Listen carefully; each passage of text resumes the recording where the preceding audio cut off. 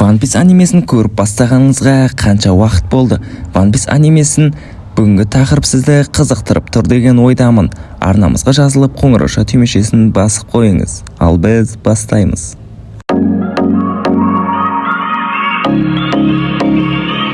Барлығымызды білетіндей Шанкс карасилердің алдына келіп бір пират жайлы айтуға келді. Дәл осы пират кім деп ойлайсыз? Өз теорияңызды айта кетсеңіз болады комментарийға. Логикалық түрде қарайтын болсақ, Шанкс ең мықты пираттардың бірі, ең мықты йонколардың бірі. Бірақ та дәл осындай мықты пират қалайша әлемдік үкіметке, яғни карасилердің алдына барып оп-оңай бір пират жайлы әңгімесін бастап кете салады? Бұл жерде міндетті түрде бір шикілік бар. Шанкс жауыз, не болмаса ол әлемдік үкіметке жұмыс жасайтыны айдан анық. Қазір маған көптеген адамдар хейт етуі мүмкін. Неге олай айтасың? Ол Луфиға қарай көмектескен жоқ па? Ол Луфиға өзін құрбан етті деп айтуы да мүмкін. Сіздердікі де дұрыс шығар. Бірақ логикалық түрден қарасаңыз, қандай дені дұрыс адам өзінің қолын қай-қайдағы бір бала үшін жегізеді? Және де белгілі бір мақсаты бар ғой. Мен өз теорияма қарай келетін болсам, Шанкс қазіргі Луфидің фрукция Ника Луфи жайлы белгілі бір ақпараттарды біледі. Ол әрине Джойбой. Джойбойды оятуы осы Луфидің қолында. Егерде Джойбойды толығымен оятатын болса, One Piece'ті табатыны анық. Ал One Piece'ті табу кімге тиімді? Әрине Шанксқа. 20 жасынан бастап йонко болған Шанкс алдағы уақытта не болатындығы жайлы толығымен білетіндігі рас па? Карасилермен жұмыс жасайтыны анық па? Дәл егерде біздің айтқан теориямыз шын болатын болса, Шанкс жауыз деп есептейміз. Дәл осы айтып отқан 5 шал туралы не білеміз? Ана көріп отқандарыңыздай, дәл сол жерде Луфидің наградасын қарап отқандығы анық. Және де бұлардың мақсаттары біреу. Ол Джойбой, яғни қазіргі қолданып отқан Луфидің фруктысын алып қою, оның көзін құрту. Себебі өздеріне зиян келетінін жақсы біледі ғой бұлар обязательно. Осыншалықты мықты командасы бар Шанкс One Piece'ті таппай енді нені табады? 1081 сериясын барлығымызда көрген шығармыз. Шанкс Бен Бекманға айтқан болатын, мен One Piece'ті табамын деп. Әрине сол мақсатын орындалғанын қалайды емес пе? Дәл осы сериясынан кейін Япониядағы One Piece'тің фанаттары айтқан болатын, Шанкс жауыз деп. Себебі ол One Piece'ті неліктен табады?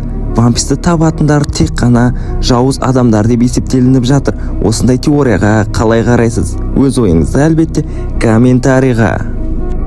One Piece'ті да таба салу оңайға соқпайтын анық, себебі Шанксты көптеген адамдар кедергі жасайтын анық. Соның бірі Тич, яғни Маршалы Дитич, Черная Барада.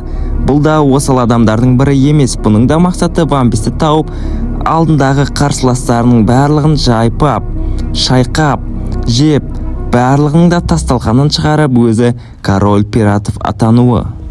Барлығымызда көрдік, Маринфордтың соңындағы ғана Шанкс келе қалды. Осыншалықты қалай ақмақ болуға болады? Барлық адамдар білді емес пе? Маринфордта соғыс болатын. Алайда Шанкс соғыс біткеннен кейін келді, войнаны тоқтата салды деп айтып жатыр. Бірақ та мен бұған толығымен келіспеймін. Қандай дені дұрыс адам осындай хабардан бейхабарсыз болуға болады? Мақұл, Кайдоны тоқтатты дейік. Бірақ та Кайдоны тоқтатқан күннің өзінде ақ ертерек келуге болатын еді ғой. Тіпті Кайдоның командасы Шанкстан әлде қайта слабый. Дәл сол жерде Черная Барадамен кездескен болатын. Бірақ та Шанкс өзіне сенімді болды ма? Черная Барадаға атака жасамақ болды. Бірақ та біздің Тичіміз әрине ойланып шешім қабылдайды ғой. Сол себепті де өзінің мақсатын айтты, яғни мен тек қана фруктыны ғана алдым, және де сонымен әр қарайды жұмыс жасап, сенен кегімді аламын дегендей астарлап айтқан болатын. Ал Сенгокуға қарай келетін болсақ, бұған әлбетте жәнім ашып кетті.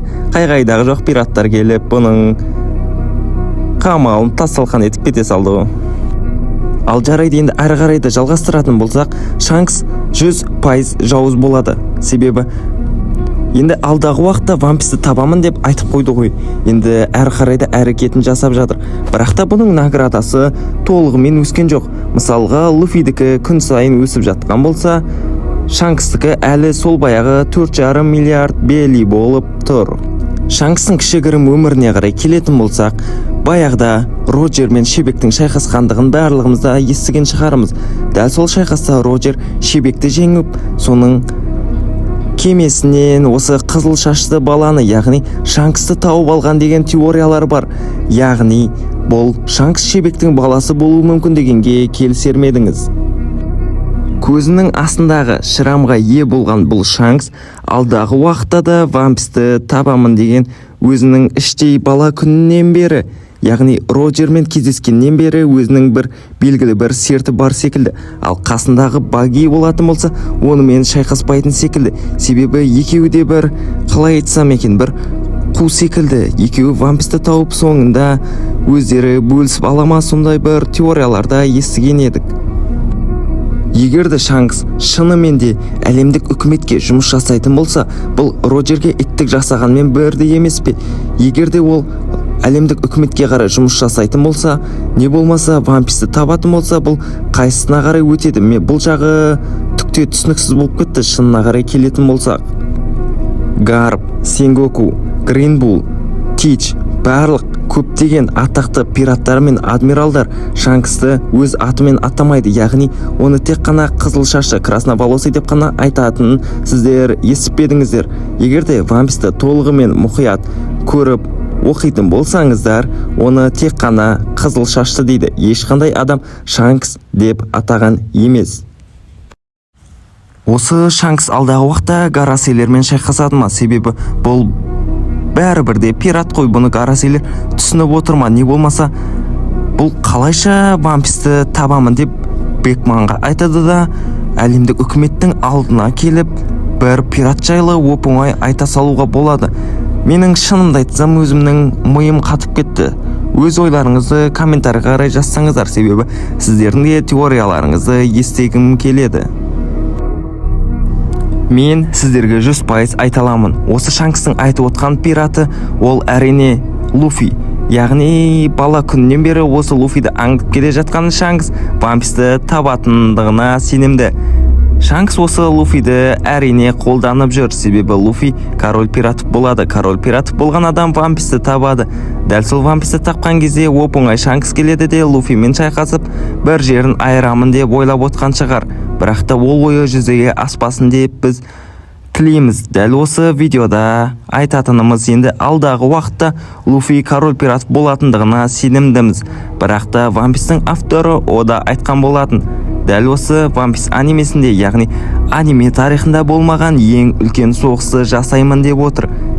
Енді өз ойларыңыз айта кетіңіздер. One Piece аниме тарихындағы ең үлкен соғысты жасайтын болса, ең үздік аниме болатындығына қалай қарайсыздар? Себебі Баруто, Наруто секілді анимелер бұған шыдамас, оларда қолдарынан келгендерін жасайды. Енді осымен видео тәмам. Арнамызға жазылып қоңырауша түймешесін басып кетіңіз. Келесі видео кімдер жайлы болсын?